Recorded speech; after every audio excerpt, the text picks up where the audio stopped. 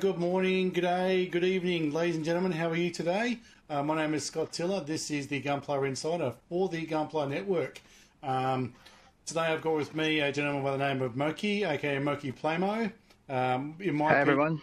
a fantastic builder, someone who just, look, I'm going to try to gush all over his stuff, but I've got a bunch of pictures I'm going to share, and I spent hours trying to find the right pics. Before we get into it, though, I do want to mention a couple of sponsors. One sponsor being Canadian Gundam, looks after the Gunpla Network very well. And also, I've got a VMR and some half-decent camera gear here. And that's Cloud of Communication. So thanks, everybody, for looking after us, so I can get this humble show out to you. Moki, I'm just going to let you do all the talking, buddy. I've got a million photos. I'm trying to drag this out too long, but I just want to share what you do. Like many builders I interview, Gunpla is the gateway so that I can get an hour and a half, whatever, with you guys and look at all the other stuff that you have, all the other skills. You know, everybody's always telling us, you got to do more than Gunpla. And every time I interview someone like you, I remember that. So, buddy, welcome to the show. Introduce yourself. Where are you from? What do you do how do you afford Gunpla? And just introduce yourself, mate. How are you? Hi, Scott. Hi, everyone. Thanks for having me. I'm Moki. My real name is Miko Tizon. I'm from the Philippines, Manila. I work in the government. I won't say where. I'm an HR practitioner. I'm turning 29 this year. And I've been a modeler for, I've been a decent modeler for building model kits since 2012. Yep. But I've been building model kits since I was 4. My parents introduced me to SD Gunpla and Zoids, and that pretty much kicked off my obsession with building model kits throughout my life. And I am an avid airbrush user, although sometimes I like to hand paint my kits if I can help it, but I'm very comfortable using an airbrush for most of my builds, and it's been very helpful. Probably one of the most essential things that you can get, which is really good nowadays because it's more affordable than it was for me when I was in high school. Everything else you'd have to know about me. I like thin colors on most of my stuff because I'm a fan of faded sort of Katoki looking illustrations. I'm not much of a scratch builder or mod guy who does heavy mods yet. I'm trying to learn that. And generally that's pretty much it about me. Cool. All right, well, I'm going to, because I've got so many photos of all your brilliant work, and we will bring up the web page, your Facebook page, and talk about your other social media stuff. But I spent a good hour just flicking through all your pictures, just going, because I see what comes up in the feed, and I'm like, oh yeah, that's cool. But then again, when you sit down and you look at someone's actual page, you sort of go, wow, that's unreal. All right, well, look, we're starting with this because anybody that knows me, Metal Slug is part of my life now. Like, I built an arcade cabinet and play Metal Slug. Like, it's just where I go. Some people are going to have a big long poop to relax. I go and play Metal Slug. And so these little models you've done here. I'll just flick through the pics. You and I, we know there's a little bit of a delay. So as I flick through the pics, there's the Slug Flyer as well. Just tell us a bit about why you built these and what were the challenges, and just generally enjoy them like we do. Metal Slug is probably one of the most frequent games I saw in arcades here when I was growing up, and it's one of the first few games we got for the PS1 when I was in high school. So it's really one of the few games I enjoyed playing because it's really simple. You just go from one end of the screen to the other, shooting as many people as you can, trying not to get shot. Yeah, and it ports from the riding arcade. Cool tanks. Ports onto every other system so well. Yeah, it's just so clean. I mean, second to Doom, I guess you can play it on practically anything. Yeah. And I really enjoy the vehicle designs. And it's only recently that it's been getting a lot of attention as model kits, so I'm really thankful for that. But they haven't really made the ones that I really like. I think there's one. There was one like a I've seen, mecha. yeah, I've seen a few get around which are like more like a die-cast thing that you just take out of the box. There's a couple of the big tanks from Metal Slug 2 / Metal Slug X, but as far as kits go, there's not a lot around. I mean, Wave do a 132 of this, the SV001, and I think I can't remember who does the other ones, like a 124 or 140. Yeah, hard to find, hard to find. What was this one? Was this a little resin type kit or something? The tank there? Yeah. Those kits are from Takaratomi. They're the ones who make small Gashapon kits. I think Right. they made two. They made two waves for Metal Slug, but they didn't really follow up after that. They're more well known for Zoids, and it's really great that they made small kits like these because they fit in really well with 135 stuff. Right. These kits actually come with small PVC figures of Marco, Fio, all the other playable characters, but they look like gum erasers, Oh, like really? those small muscle, Yeah. that old line of wrestling kits, muscle. Yeah. They're like that, and you have to paint them all by hand. That's great. Yeah. And the Slug Flyer, was that one of those kits as well? There are two versions of the Slug Flyer. There was one for the Takaratomi one. Oh yeah, the one that you featured is from a Chinese model kit company. I think I forgot the name, Million something. Hmm. There's not really in scale much to anything, but it says in the box it's 135. Right. I'm not really sure, but they're easy to build and they're very detailed. This one actually came with steel parts for the Gatling cannons, but I found them very heavy, so I just used the plastic ones. Right, right, right. And so all the, well, no, sure, I'm not sure which picture you can see, but it's like of the front right, at around her 2 o'clock, and you can see the guns, and there's like all panel lining down around the nose, and that was all that panel lining in the kit. Yeah, they're really deep, but Yeah, they look great when they're painted on. Um, if I had to say anything about the kit itself, it's that the panel lines are really, really deep. right, really do. Yeah. And there's the pilot there, so it gives you some idea sitting on top of that Tamiya pot as to the size of her.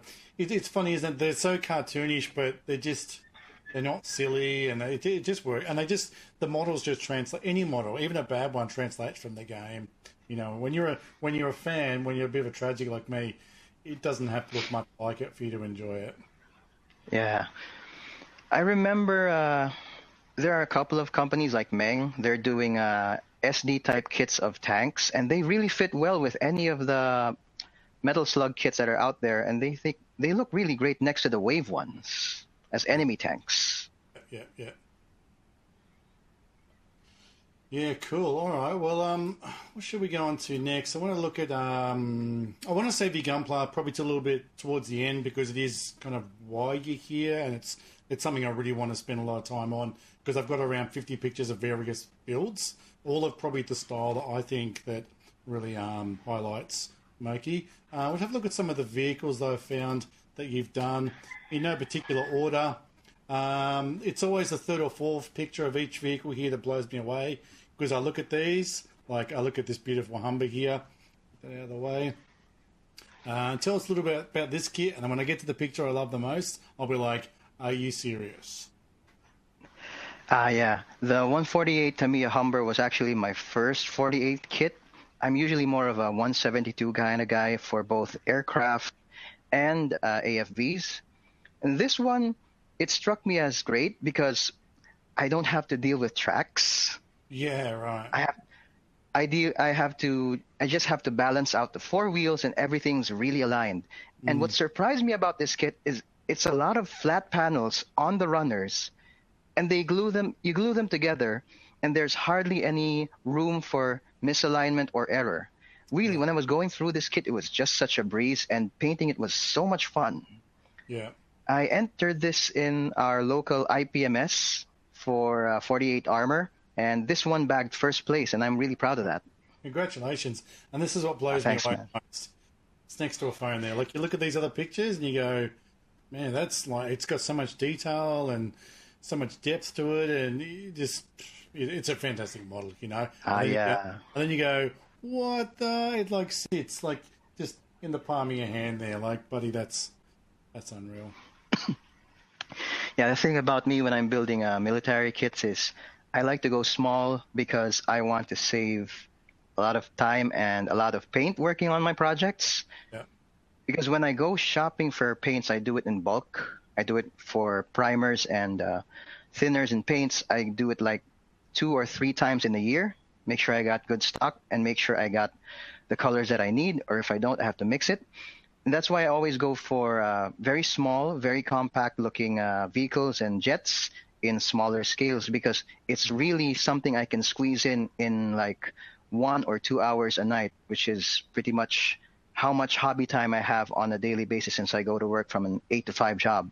And the commute at home is really taking me 2 hours just to get from point A to point B.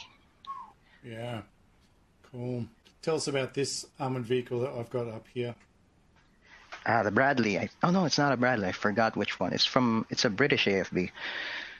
I actually bought this out of a recommendation from one of my mentors from the IPMS, since I started out in Gunpla and he wanted to see me do some armor stuff. I said, well, okay, what's your recommendation? And he pointed out this particular kit because it was so easy to get it assembled to a state that you're happy with and just go all out with painting. Yeah. This was actually my first time doing pigment weathering and mud effects on vehicles.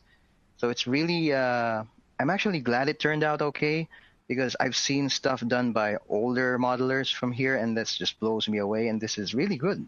Yeah. This is what actually led me to working on the Humber, and this really boosted my confidence in working in that. Brilliant. Oh, that's nice. And also the smaller kits, you can put more on your shelf.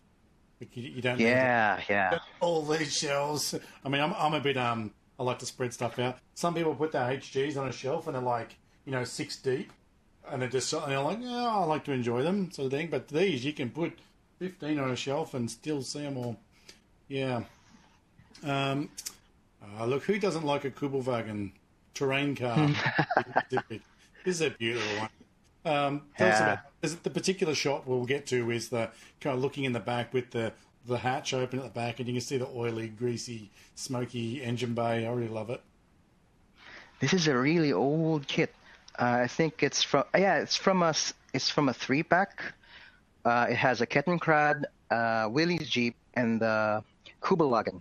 The Kubelwagen was the first one I did because it really looks like a military Beetle, like Volkswagen.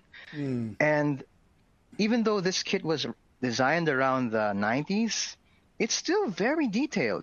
I think when I was putting it together, it was really fun, putting all the panels down, taking in the front assemblies, the flip over windshield and the tires. There's not really much risk of misaligning anything. And then you have the option of either having some clear panel for the engine in the back or just leaving it open like what I did. And if you want to put it in a scene, it's really easy because it's a desert vehicle. You just have to put something around as a sand. Yeah. And it just makes it look much better. Yeah, it's fantastic. Love it. All right, that's all the vehicles there. So with your building, do you like you say that you have shop for paints 3 times a year? Is it similar sort of when you're doing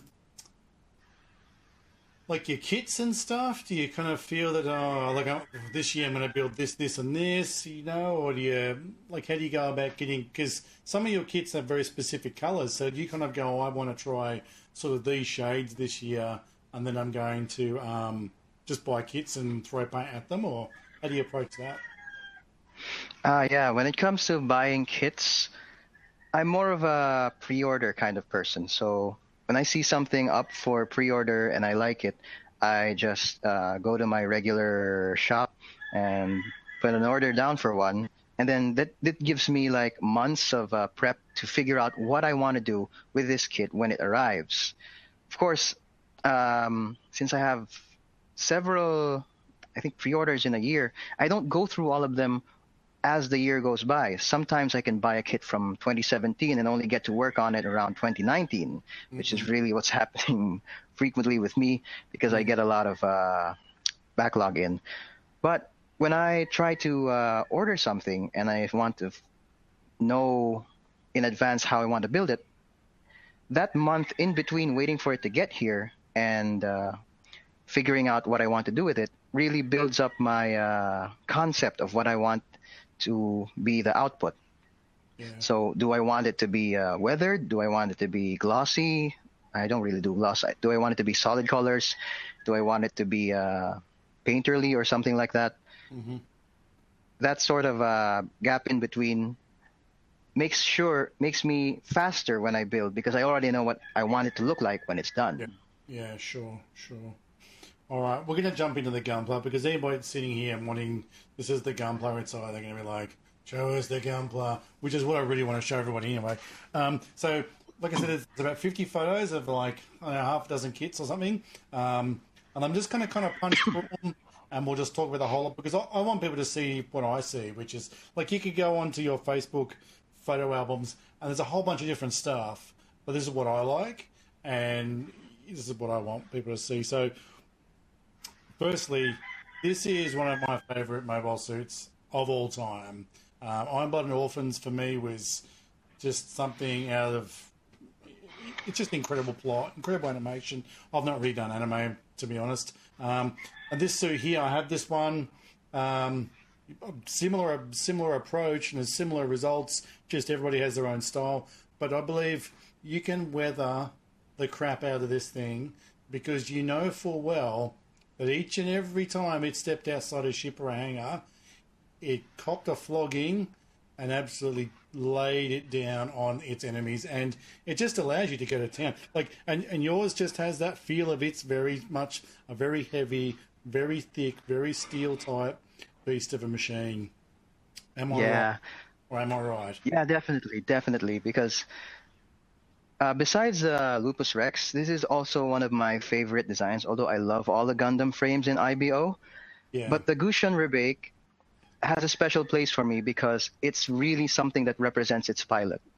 Of course, Akihiro, the pilot, is a tank. He doesn't move. He lets people hit, and then he kills them. Yeah. So this is something I wanted to show on my build of the HG Gushan Rebake, that it's more of a slower machine compared to the Barbatos. And I really enjoyed painting this one because I don't normally do sand colors. People who see my work know that I usually do blues, grays, whites, purples, and stuff like that. And this one was very refreshing for me when I started it at the start of 2017. It was actually one of my earliest kits for that year. Yeah. And this was an experiment for me in terms of trying a different color as well as upping my chipping ratio again.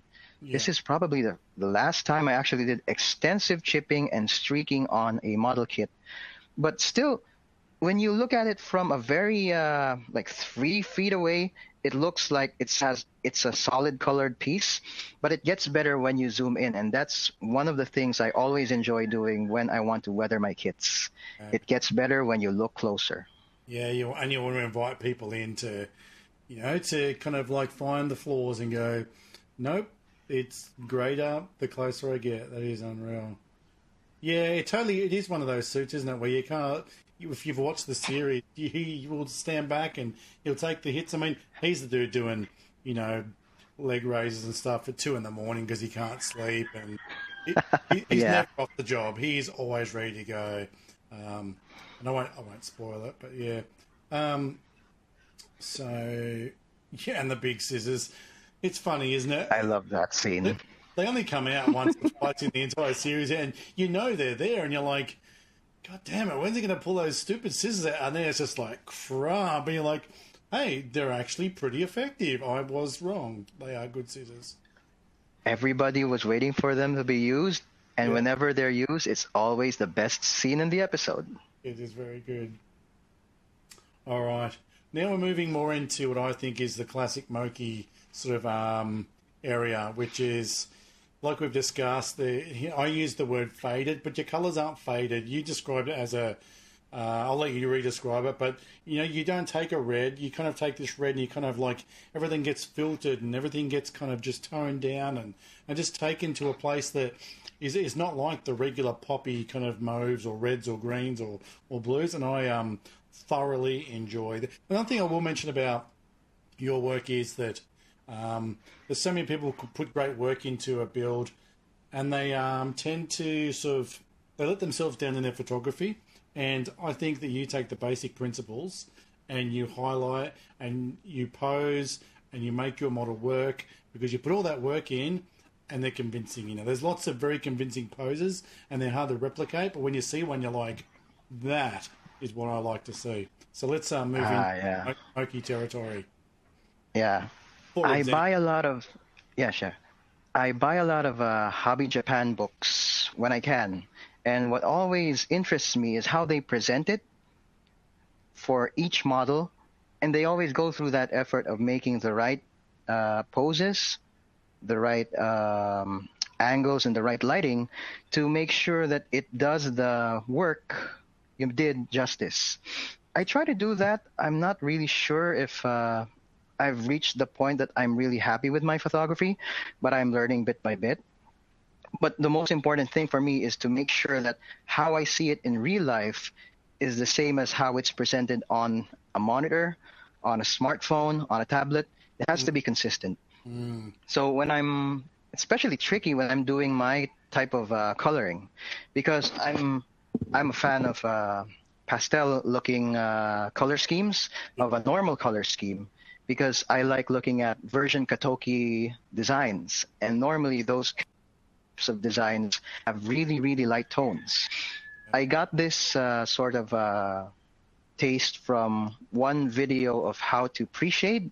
It was from a Japanese video series called Plamo Tsukuro, and they were covering how to build your MG RX-78 Verka, one of the earliest MG kits out there of the RX-78 in proportions done by a specific designer.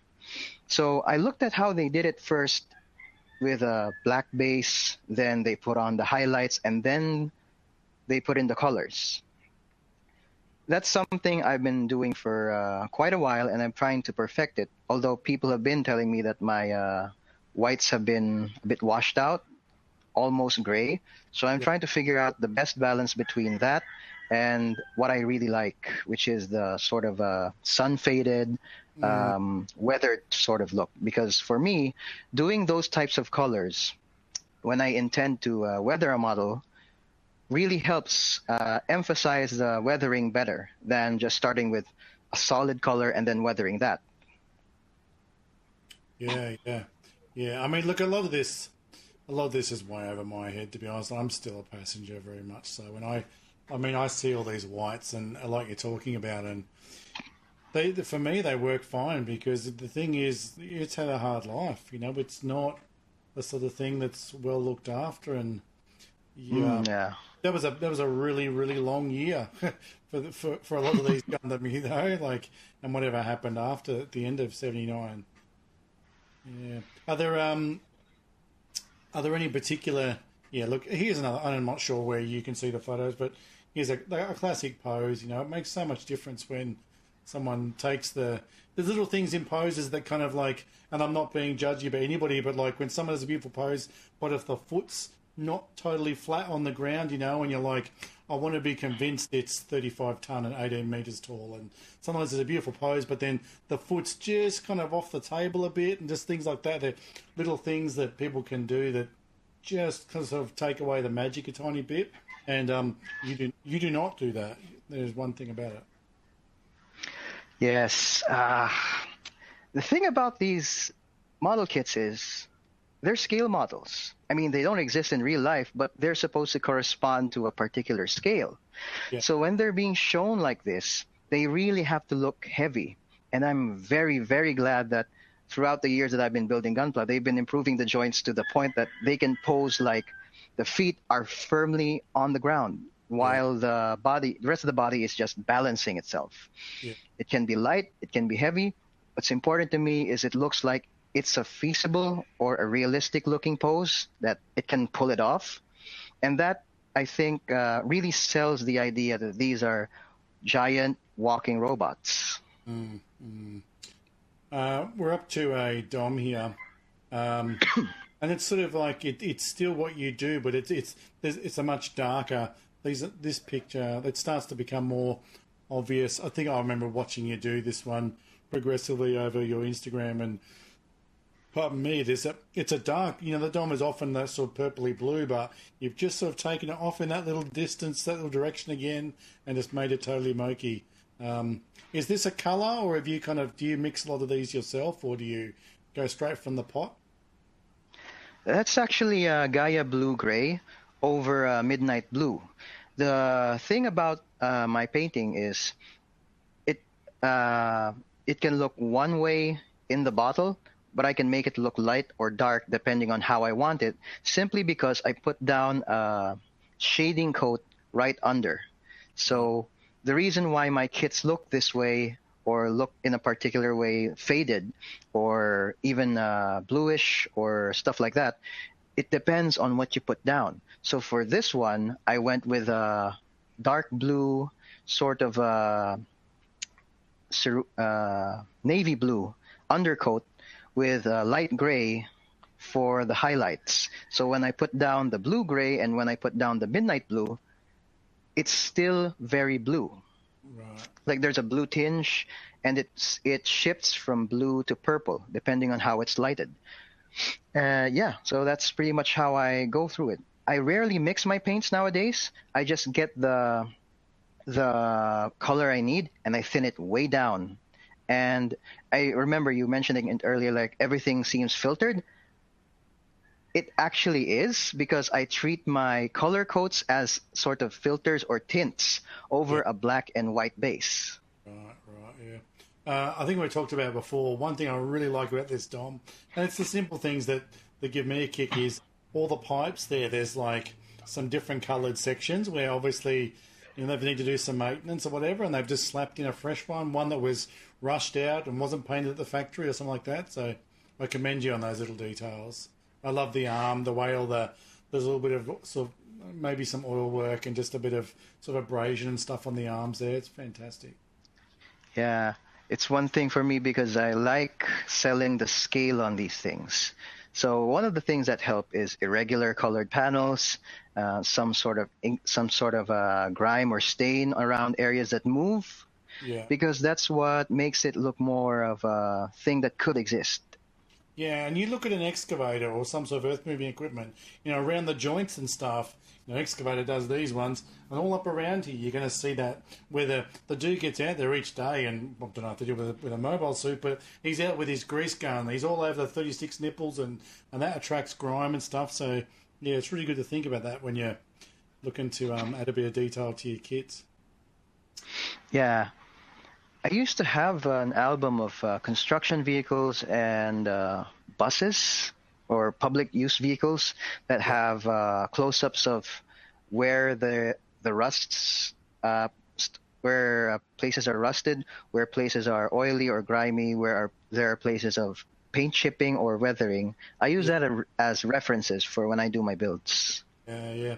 The DOMs always have that. I think there's a big section in. I think it's in Zeta, and they have this big attack, and they have this whole sort of, they kind of hover like 2 feet off the ground. They have this sort of, as they take off in different directions, and you can see there, it reminds me of it, the way the feet have kind of like had that blast, just sort of push the earth around it back up, and, sort of encompasses the feet and stuff like that. Yeah, it's one of my favorite effects to do, because I know that each mobile suit like this from the Dom series has hover jets on the feet. So it definitely has to have some sand around the ankles, around the feet itself, maybe even up until the knees. Yeah. So it's a must for me whenever I'm making one. Yeah, I'm going to definitely keep that in mind when I get around to doing my first Dom. Again, there's a little bit of pipe on the back of the head there. That's either the new one or the old one or whichever. It's different. What do we got next? Beautiful. Yeah, this Jamboktai. So again, I looked at it. It didn't really matter, but again, this is Moki coloring. It's sort of at first it's like that doesn't make sense, but then when you just look at it, you're like, actually, that makes a whole bunch of sense. That is freaking rad. Tell us about this one. Yeah. For this one, the color is actually from a GOG. I had asked friends what the most appropriate color for something with GM head like this would be, because everybody knows when they're looking at it, it's the Gundam local type with a ground type GM head on it. And if I look at it on the wiki, it's supposed to be a semi-aquatic prototype mobile suit. So I was asking my friends if I'm very often stumped with what I should color for things. So sometimes I ask for help. And one of my friends suggested, why don't you just paint it like a GOG? Because it's an aquatic suit and you don't normally do colors like this. Yeah. So I was thinking, it might work because you don't normally see GMs in this sort of color. I mean, I haven't seen much in like chocolate brown and sand yellow. So yeah, we'll see if it works. I think it did. So yeah, that's pretty much how I came about with the colors of this thing. Yeah, I think my favorite part is up on the chest here. There's a panel line there across the chest, and it separates that sort of front bicep from that top plate. But you've done some chipping there on that panel line, and that really makes that into separate parts. It's very easy to forget about those little bits and pieces. Yeah, if it's tucked away somewhere that probably won't be seen, I tend to want to put some emphasis on it because it's not something that should be ignored, because even areas like that would get wear and tear. Yeah, especially if it's the power plant's going to be up in there somewhere. I mean, I tend to overthink. I'm a bit of a technical person, but it's very likely that there's going to be little hatch points there. So that piece might come off for a regular surface, and that's why that paint's missing, because over the years it's been chipped away from being handled. I remember seeing someone talking about if you look out across the wing of an aircraft, and it's going to be glossy. When you're flying interstate or whatever. And there's always going to be panels that are like matte, and it's usually a panel that's had lots of human interaction. Yeah, I like doing sections like that because it really sells that this vehicle has been sort of lived in. Yeah. So where the cockpit opens or where people would plug or unplug some stuff, I would want that to have more wear and tear. This sniper here, the first time I saw this picture, I'm like, is that like an SD or something? But then I realised it's a flying pose and he's coming at you. Yeah. Everybody's done a sniper. And if you haven't done a sniper, I've got the DM2, which is a fantastic sniper, but any DM sniper is fantastic. It's a must-do. This one in particular is very nice. Is there anything about this particular build that you felt was like, maybe a progress or something, or was it one you just kind of churned out and you're like, I'm happy with that? Yeah. Most people know that I don't modify kits, and that's because it's a big sort of confidence thing when you want to make something look different from how it looks in the box. From doing it through painting, that's really easy, but doing something like my GM sniper conversion, that sort of took a lot of time for me to actually work on, since I started this project in 2012. And I think I only got around to finishing it around 2015 to 2016. This is a conversion of an old HGUC GM with parts of the 80s GM Sniper Custom kit. So I picked out parts from that old vintage kit and applied it to the newer HGUC, and I tried to blend it as much as I could so it would still retain its HGUC sort of vibe. It took me years to actually muster up the courage to finish it, because I wasn't sure if my panels were symmetrical enough. I wasn't sure if I covered all of the converted parts seams right. But at that point, like, it's been on my shelf for way too long, just in primer, and I really wanted to finish it because at the time, I had a friend who really had favorites in MSV, and one of his favorite kits was the GM Sniper, and he was going back to Japan since his contract ended here in the Philippines, and I really wanted to finish this because I wanted to give it as a gift for him. So I rushed it out. Then I realized that he told me he wasn't moving, so okay, that's fine. It's still a gift. Oh, okay. Like, oh, cool. I'll just hang on to that then. Yeah, brilliant. There's these two pictures here. So there's this one here where he's like pistol up, and then the next picture, and to me it's like he's shot a mobile suit which has gone down, and then in this next picture he's like, okay, stay down, I'm going that way past you, kind of thing. That's a great action pose. I love that. You know, this is where the feet off the ground is. That's motion. That's motion right there. Yeah, yeah. Just like stomping. Love it. Not a lot of people do poses like this. There's one other guy. There's Gabgrade who does these sorts of poses, and it's really amazing stuff when you can do something so subtle, and it makes it seem like you've just caught something mid-motion with this picture. Yeah, absolutely. The Goof Custom. There we go. It seems to be one of those sort of benchmarks that everybody does a Goof Custom. I'm yet to, because I'm reasonably new. I'm one of the few people that sort of doesn't grab me, but I'm sure I'll get around to it. Everybody does a Goof Custom. Everybody has their own spin, and it's almost like that. It's like, so how's your Goof Custom? Yeah, it's like this, like that, and you can really see someone's style. This would be probably an older build for you, would it? Yeah, I think it's around 2015. This one was actually a commission for a friend of mine who was very into 8th MS Team. It's one of his most favorite series of all time, I guess. Brilliant. Who isn't? It's brilliant. It's probably, in my opinion, some of the best. Some of the best. Yeah. I haven't actually done a Goof Custom in regular colors for myself, so this one was a good opportunity for me to try. At least I know what I want to do again and what I want to fix up when I do it for another time. And when I was building the Goof Custom, it's a really, really well-engineered kit. I mean, the joints are well placed. Everything's pretty much hidden. Yeah. How they do the seam lines on it is brilliant. And how it just has a wide range of motion that really captures how it's supposed to look in the anime. Yeah. What have you used on your inner frame, like in the back of the legs there? What paint is that? Yeah, that's shiny. I think it was Gaia Paint's Starbright Duralumin. If it's not Gaia Paint's Starbright Duralumin, I think it was Mr. Color Metallic Gray. That's beautiful. And that little piece where the hose hooks into the backpack, that little like connector. Yeah. That's beautiful. Thank you. Yeah.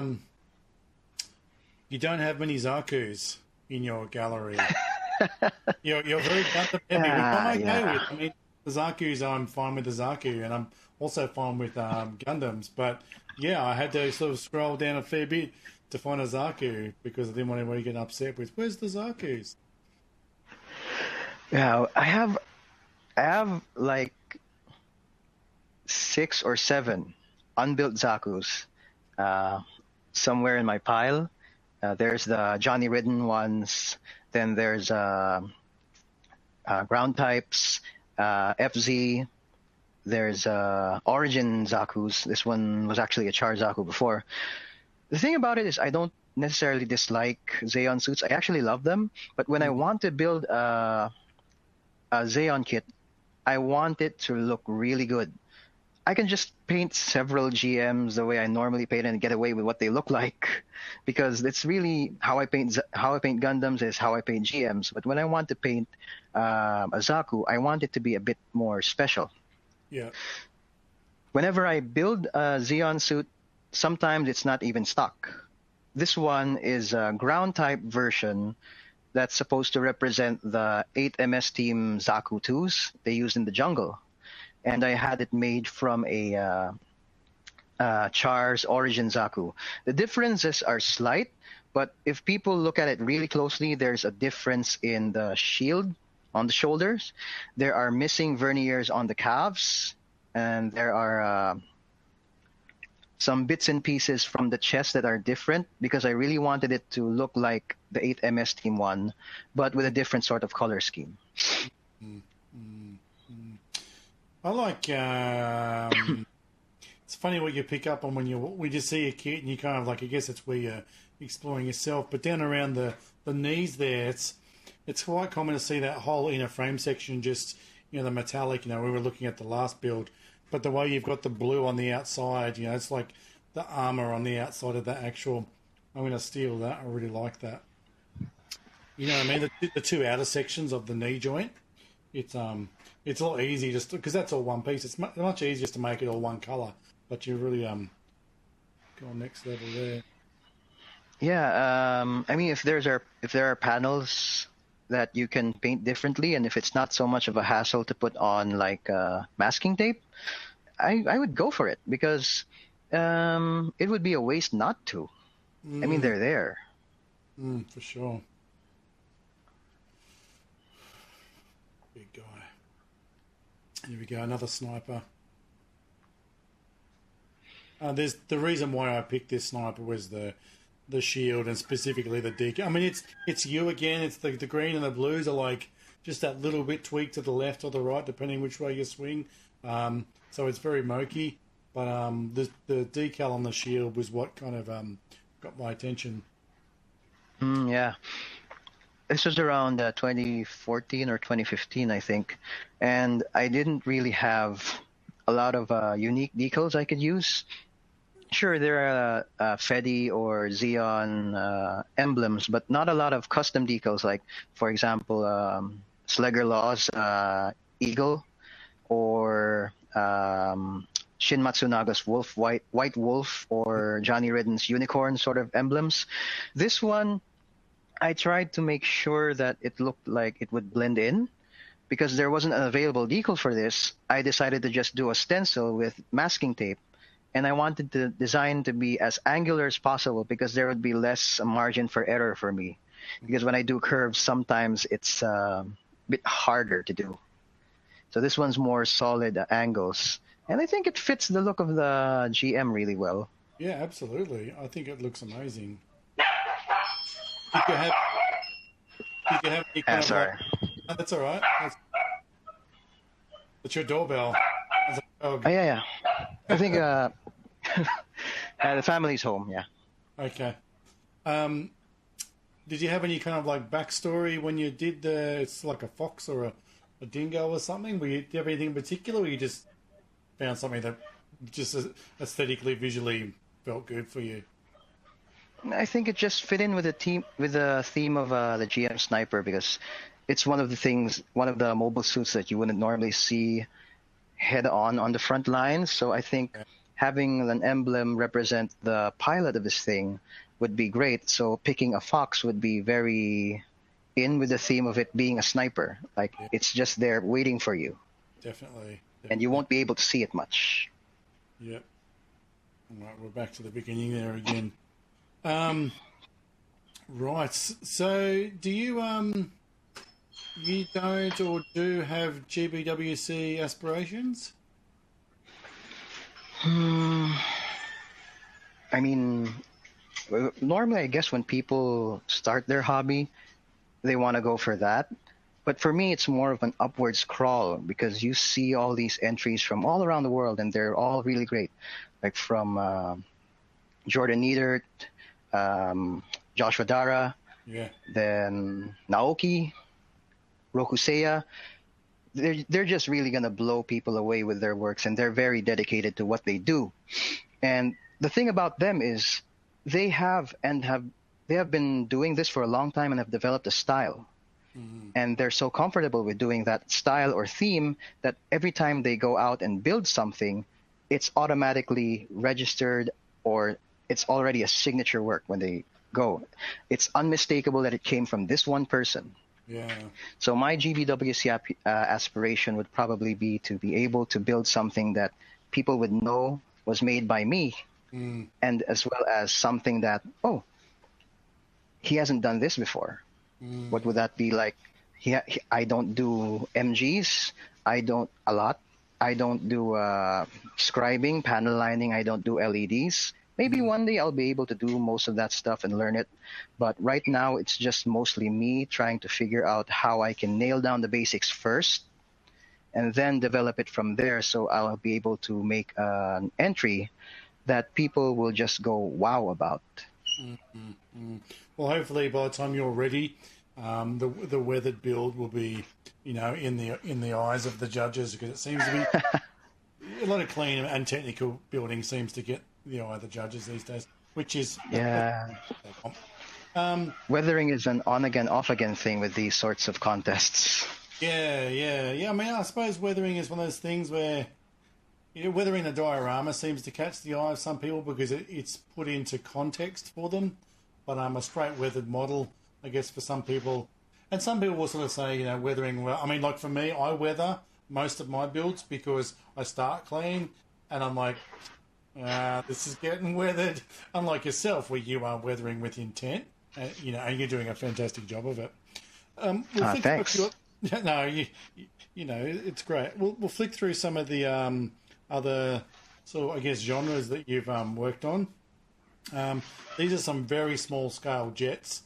There's about 3 or 4 pictures of each model. So just tell us a little bit about these as we flick through them, and if any of them you really enjoyed or any of them that you really disliked. Okay. So we're starting out with Sabdraken. It's one of those... The incredible looking aircraft, to be honest. It's just... Yeah. Hey, we need to put some wings on the side of this as well, sort of thing. This thing is just really absolutely amazing. It was designed in the 50s or the 60s, and it just looks like it's 2019, and it still looks like it's from the future. Yeah, but it's still got that real Cold War look about it. Yeah. This was actually one of my favorite model kits in aircraft that I've done, because this kit was so well designed. I mean, I could tell it was done from a CAD or 3D printed file, but the attention to detail is really great, because this thing is at 1:144 scale. But the thing about it is, since it's so well engineered, it could get away as looking like something from 172 to 148. Yeah, easily. Yeah. It's like the Slug Fly. It has some really deep panel lines that you kind of just work with, and they kind of do the job for you in a way. Yeah, that's one of the things that's pretty common about 1:144 scale aircraft, is that the panel lines are a bit big, and that's, I think, because the kits are so small. If you do them to scale, you will hardly notice any panel lines at all. Fair enough. Here we go. Move on to an F-16. Yeah. F-16, probably one of my favorite American jets, because it's so compact and it's so straight to the business sort of design. Yeah, it is. You can easily load it, and there are so many variants of it, but my favorite is still the Block C. Yeah, I love this little diorama that you did here. Did you do up the... I'm sort of looking at something similar for a project I've got going at the moment. Did you just do this up yourself, the base, as in like the image in the base, or...? I got that from one of my local hobby stores. We have a local manufacturer of tarmac prints that you can easily put in a picture frame, and you can just put it down as is, or you can go the extra mile and take your scriber or just a pen and deepen the tiles a bit so it looks more realistic in 3D, and it works. Yeah, that's beautiful. I don't even know what this is. What is this aircraft? I actually forgot the name of this one, but it's a French aircraft. Yeah, French. It's a Rafale. Yeah. I hope it's a Rafale. Yeah. IPMS people, please don't kill me. They don't watch this. This is mostly about Gunpla. Yeah, that one's from Trumpeter. I think it's from the same sort of designers as the Subdraken. This one I wanted to build because I don't really build a lot of canard aircraft, the ones that are pretty triangle looking. Yeah. Well, you need to do a vegan. Get yourself a vegan. I have one. I have one in the backlog, but it's a really old kit. It's from Revel. Right. I'm not sure if it'll look great since it's been designed 20 years ago, but I'm hoping I'm going to be able to do it justice. Yeah. You put a lot of work in this one with a lot of sort of pre-shading and, around the rear end there's a lot of sort of grime and so on. And for such a small end, you just crush it. I really want people to second guess what scale this is. Yeah. So I usually leave the coins or the smartphones towards the end of the album. Yeah. And I really don't want to tell the scale. Yeah. Here we have the F20 YF23. It's such a crazy looking design. Like it's straight out of the future, but it's been around for a while. It's bizarre, isn't it? Yeah, it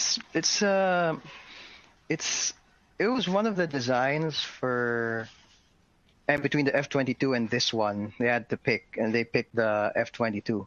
The YF23 looks really great for me because it's something in the same vein as the Subdraken, and that it looks like it's futuristic. I mean, all the flatness of it.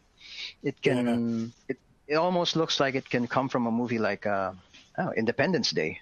Yeah, absolutely. Yeah, back to the Draken. All right. Well, we'll have a bit of a squeeze at just a few more things. I don't want to keep you too long, buddy. Have you got plans? Do you ever look at sort of large? Like you said, you don't do MGs and stuff because I guess your time, you've got a way of managing your time. But have you ever looked at sort of going ballistic on a PG or something crazy like that? Depends on which one. I mean, if I was gonna buy a PG, I'd get the Zephyrantes, the GPO one, because Stardust Memories is also one of my favorite series. Yeah. Except for the part when they go to space because it starts turning dramatic. Yeah. But the earlier parts, yeah, definitely. Yeah, right. I want to build a PG of that in its ground type sort of look, and I want it to have open panels so I can go crazy with the pistons and stuff. Yeah, so would you keep it fairly to the color scheme of Stardust, or would you go full Moki on it? There was a designer color scheme for the GPO one that was done as part of the studies for the final color scheme. I think I want to do that. It had more blues and orange on it than white. So yeah, I'm going to take a look at that when I get around to buying a PG of that. Yeah, sure. I've just queued up some figures. These are all just a mix here of just different bits and pieces that I thought was pretty cool. Again, showing your range of what you get yourself into and out of. So tell us about why you've done these, and Oh yeah, I go to figure kits and building when I want to relax. Sometimes I go for particular scales like 120 or a 112, which is the Kotobukiya stuff. Mm-hmm. Nowadays, I'm usually painting the Kotobukiya figure kits, but the ones you're showing are from an earlier sort of time for me, because these are the ones when I was experimenting with trying to do figures. The Gunslinger Girl is from Malifaux. It was a game that was played by one of my former bosses when I was working a different job. And it's from a tabletop game that I have yet to actually try. But I'm very interested in building and painting miniatures like this because they don't look chunky or stubby like the vintage Warhammer sort of miniatures. I think they call it heroic scale. This one is more true scale. So I like the proportions of it better, and it's really something very patient for me. The Gundam figure kits like Frau Bo, the old vintage 120 Frau Bo, and the Amuro 135 figure from the Core Fighter set. Those ones I really wanted to do out of just obligation, because I do Gunpla, and it would be a shame not to do the figures from the series to see how they would look. Yeah, it's nice. Sailor. Who doesn't like a good sailor figure? Yeah.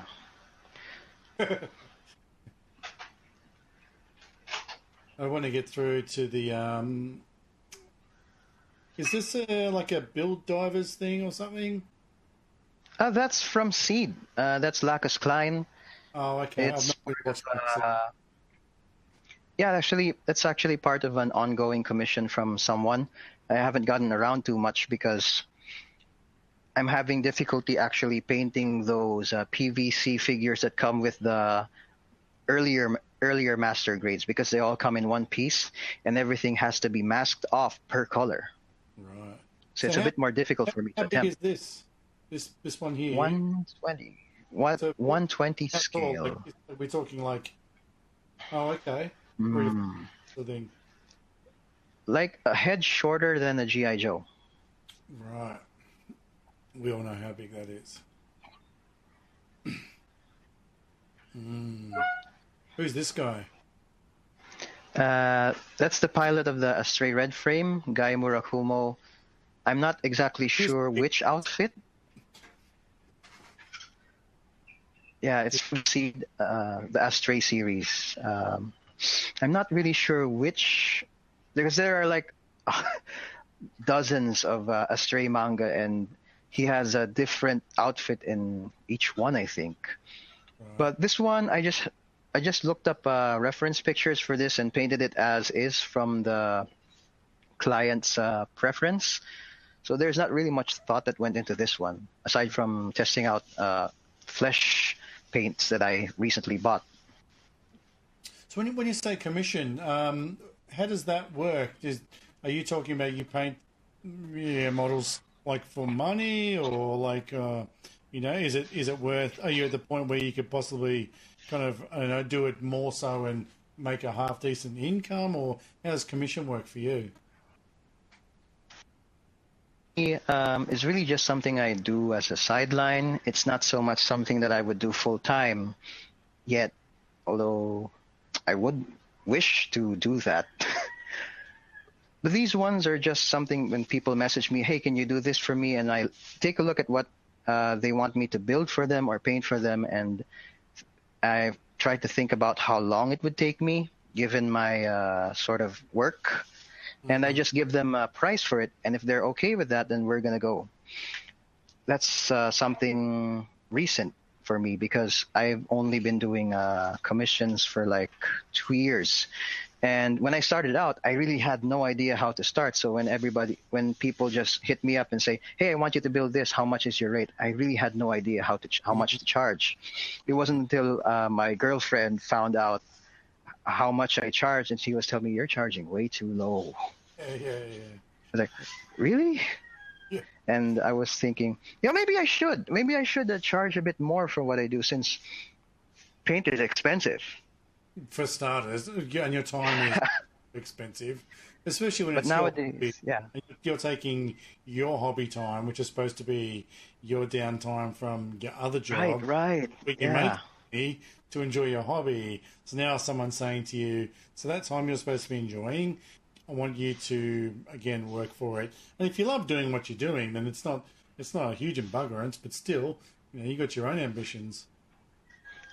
There's one thing I do want to say about accepting or taking up commissions is, for people who want to take up commissions, consider selling finished kits instead, because that's way more rewarding, I think. Because I've had people message me, hey, can I buy your Heavy Gundam? Hey, can I buy your Mark II? I'm like, sure. what's your price for it? And they give me a very fair price, which is way more than I would get from a commission. Yeah, right. So people are way more ready to get your finished stuff than you are for, here's a kit, paint it for me, this is how much I'll pay you by the hour or something like that. Yeah, I sure. find selling finished kits is way more rewarding. Oh, okay. So you do whatever the hell you want, and then if someone likes it, they just buy that. Yeah, that's less of a stressor for me, Oh, and I'm absolutely. less burnt out by working on it. Yeah, absolutely. Because you're doing what you want, and then they're going, "Hey, I also like that. Here's some money for it. Cool." And if Yes, you're yes, not attached to it, then you get to because you get to, and you've always got the photos. I mean, lots of people build, and then half the stuff goes in a box in their cupboard and it doesn't get displayed. So, might as well have someone who really enjoys it displaying it somewhere, and you get money to buy more paint, and you've got the photos, so many artists do yeah, that. Many artists will paint to sell their paintings to be put on other people's walls. So it makes 100%. yeah, yeah. It's because I'm happy, they're happy, Yeah, so and then win-win. you're happy again because you get money. So you're extra happy. Definitely, that's the best part. Yeah, yeah. We're just going to kind of knock through a few. I've got a folder of those which are generally called sci-fi. There's a bit of Star Wars and things like that.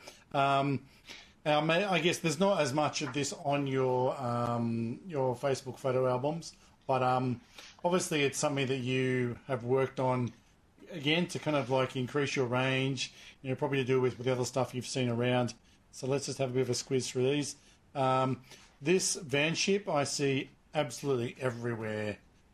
People are just knocking these out, and it's an amazing looking beast. I need to work out where it's from and what the deal is, because it's got this simple but elegant but incredible kind of semi-steampunky kind of like trying to remember the name. There was a plane in the GB, an early racing plane, short fuse, wings, and it was just a death trap. But it reminds me of that.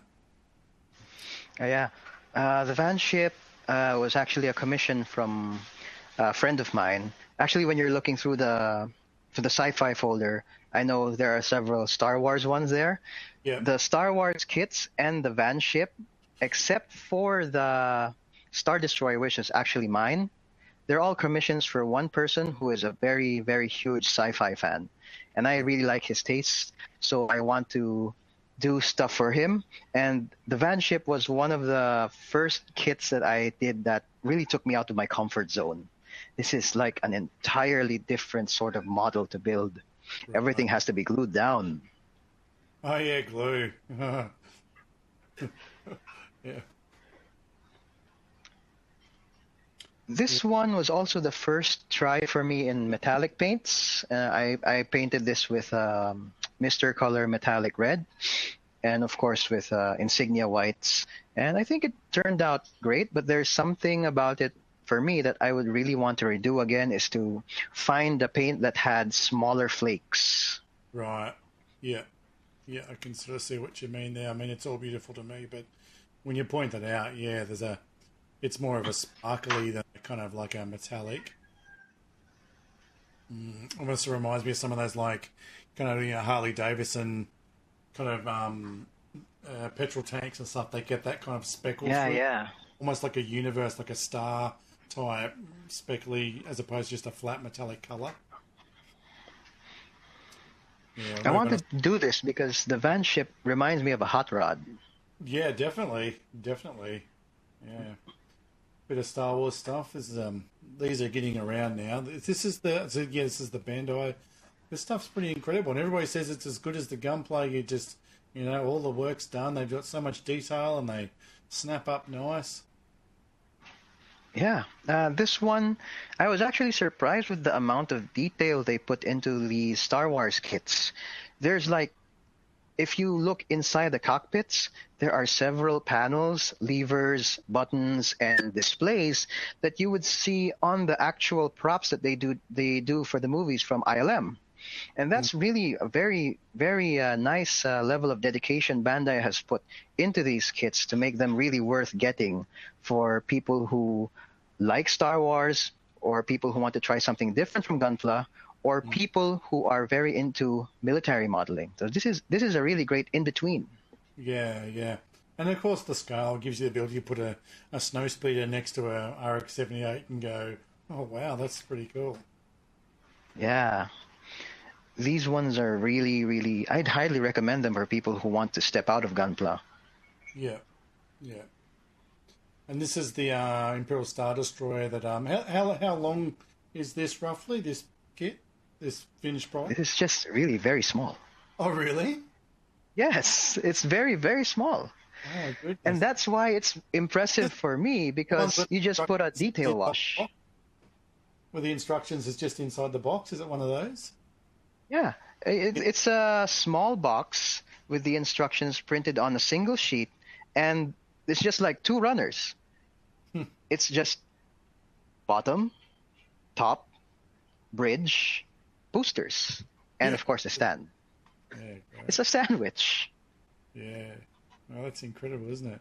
I've seen a dude doing one, Plamo someone on YouTube, and he has heaps of stuff, but he does this massive thing. It's like the size of a pool table, of an 8-ball table. Oh, yeah. Big fibre all through it. It's like 1,000 individual optic fibre lights and stuff all over it, and it's got the whole siren thing, and it's intense. They light up and stuff.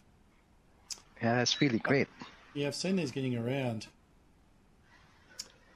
Here we go. So I've seen this. Is this the one that comes in the double kit where you get like a 172 and like a 144 in the same box? This one was actually from the first release, so it didn't. I was sad that it didn't come with the 1:144 one.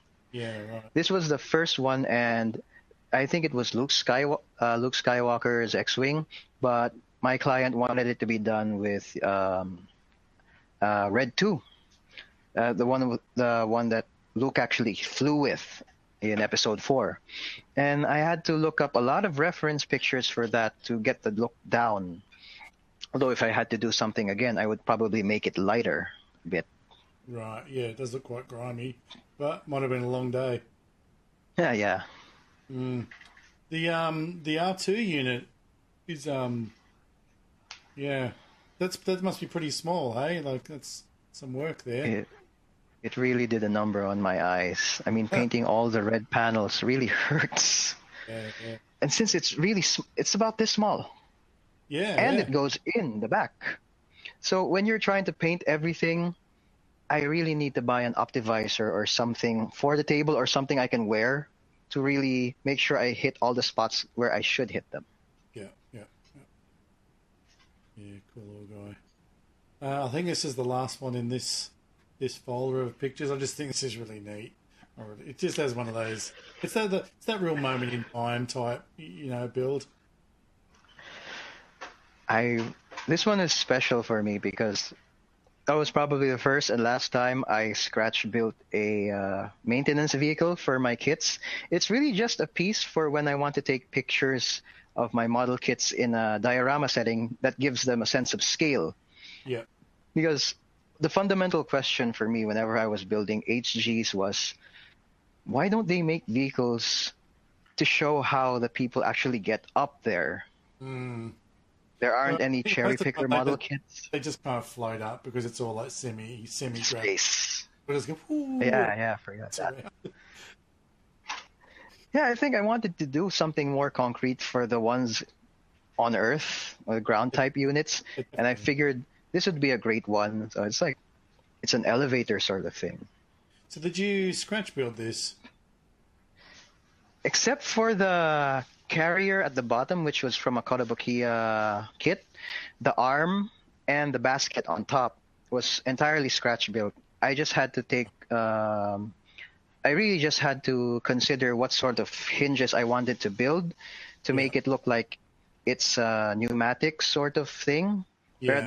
But at the same time, it's looks like a regular sort of cherry picker vehicle, the ones with the extending cranes.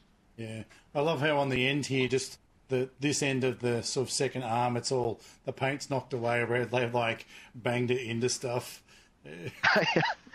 It's one of those things that the pilot would be running from or to the cockpit. Yeah. So there would be like heavy steps on it. Yeah. Yeah, beautiful. Back to the van chip. All right, so I think we've really covered the range. Like,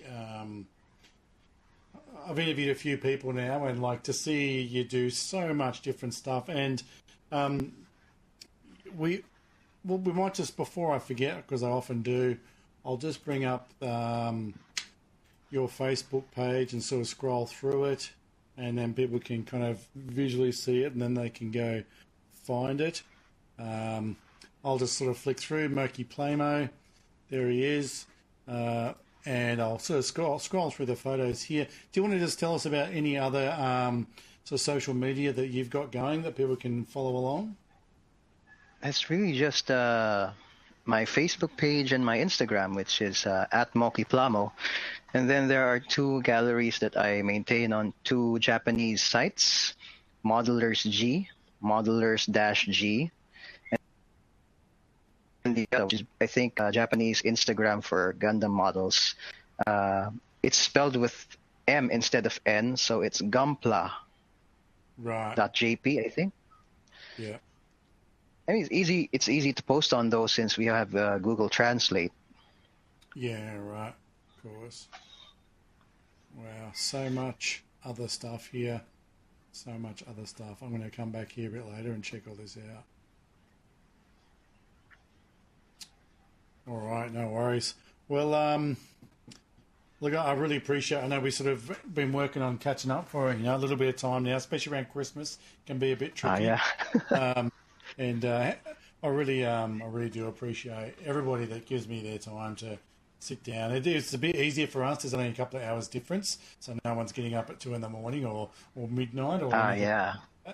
I've interviewed a couple of people. Nico from Canada, and his was like midnight. He's like, that's okay. I'm normally up till 2 a.m. building Gunpla anyway, so this is an early night for me, sort of thing, So it's been easy like that. Yeah, like I said, I've followed you for quite some time now. I won't lie. What you do is I often will reference your work and sort of think, I want to go, 5% of that, and that's just my personal liking. And I encourage other people to sort of take a closer look at what you do. Little bits and pieces we've spoken about, the poses and the bits of armor plating and just the way you chip and the way you, even if people don't like, the sort of not traditional colorings, there's a lot to like about what you do. And yeah, look, I mean, GBWC is a goal for some people, and if it's not for others, but it'd be really great to see something and one day go, that's definitely Moki. Look at that. Look at those colours. That's unreal. That's beautiful, Someday we'll be able to do that. And the Philippines. I'm still learning. Philippines, you guys get stacks and stacks of interest in GBWC there. Every year, the Philippines we look just across the river there. And I hear people going, man, the Philippines builders, they are just insane. So there's just huge pool of competition here, and it's just really hard to get off, go above everybody else. Yeah, it's really an uphill battle when you're joining GBWC here. Do you go to the GBWC and sort of still watch and enjoy it and stuff? Yeah, I go to the event with my friends, and we just hang around and check out other people's builds and pick up stuff that we want to do on our own for the following year or just for personal stuff. Yeah, and the best part about it is, since a lot of the people there are also joining the contest, you can just walk right up to another guy who's checking out other people's builds and ask him, which one is yours? And then you can just exchange tips with these people, and you get the better because of that. Yeah, look, it seems to be sort of the universal the way GBWC works in that there are people that are there to obviously compete and get a trip to Japan and represent a country, and it's as much a festival where people are just coming together and, sharing trade tips and hanging out, and just there's lots of Gunpla that you see photos of, and it's not until you see stuff. This year, last year was my first, and I saw a lot of Gunpla, and I saw Aaron's, and you see photos of it and you're like, oh yeah, but when you see it there, it's just massive and it's heavy and it's intense, and you don't get that unless you actually see these things in flesh. Yeah, definitely. One of the hallmarks, I think, for a good builder is that off-screen and on-screen, if his build has the same effect on you, that's a good build. Yeah, it's like those bands that you listen to the CD, they're great, and you go listen to them live, and it's bloody awful, and you're like, oh, I can't listen to the CD now because CDs, who listens to CDs? You know what I mean?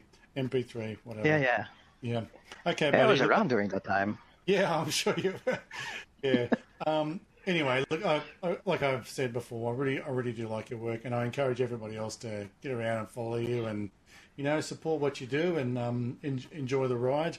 And thanks again for dropping by, and mate, we'll be in touch. And I think we've had a good time, and thank you very much. Thank you, Scott, for having me. Thank you for Gunpla Network for actually considering my work. And thank you for all the viewers and everybody who's been supporting my hobby since I started or restarted back 3 or 4 or 5, I think 7 years ago now. But it's really, really been very rewarding for me to do this hobby for a while. And as much as it's enjoyable for me to do my stuff, I hope it's as enjoyable for people to look at my stuff or just tell me, hey, you did this really great. Thank you for that. But I want to see that you're also doing the same thing and that it's really inspiring people to do more. Yeah. Because this is a really great hobby, honestly. Yeah, it is, and it can be very positive. And I definitely, when I'm stalking people to interview, it's always about people that I think are positive influences on the community, because it's very easy to be a bit negative here and there, and it only takes a little tiny miscommunication. But people like yourself, you can undo all that, and you can make all that disappear just by building beautiful Gunpla and by being a really positive influence on the rest of the world around you. So thank you for that. That's highly. Thank you. All right, buddy. We're going to leave it there, and I'll be in touch, eh? Sweet. Have a good one. Yeah, you too, mate. Bye. See ya.